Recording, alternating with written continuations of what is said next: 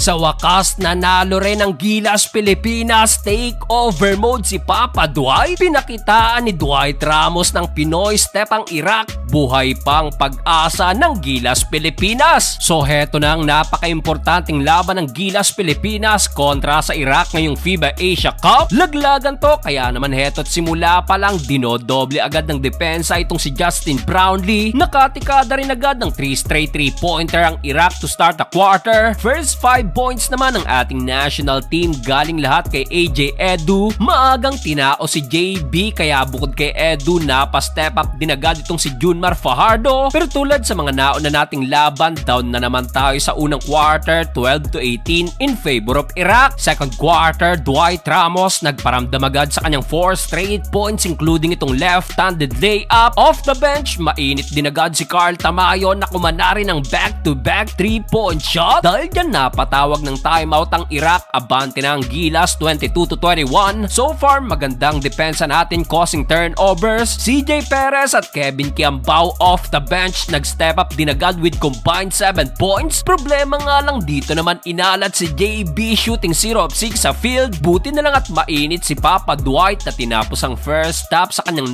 9 points tablang talaan sa all 33. Start the third quarter, still maalat pa rin si Justin Brownlee shooting 0 of 8 sa field, pero walang problema ika ni Papa Dwight na kumana right away ng back-to-back 3-pointer. Unstoppable si Dwight Ramos at dahil dyan umabante na ang Gilas ng 6 points 41-35. Under 4 minutes, heto na JB corner 3-pointer. Sa wakas pumasok din, pero di pa tapos si Papa Dwight. Another and one at dito pumalo ng lamang ng ating national team sa double digit. Good run for Gilas at natapos ang third period. Tambak ang Iraq ng 15 points 40-55. Fourth and final quarter, Japet Aguilar off the bench umambag din agad sa kanyang layup. Yun nga lang at matapos siya, nabuhayan naman ang Iraq at under 6 minutes baba na lang agad sa pitong lamang ng ating national team. Tana sa kanyang first 3-pointer. After nga lang niya, nagtamo ng ankle injury si Optana, pero dahil sa double digit lead ng Gilas, sa wakas nanalo rin at papasok pa tayo sa qualification match.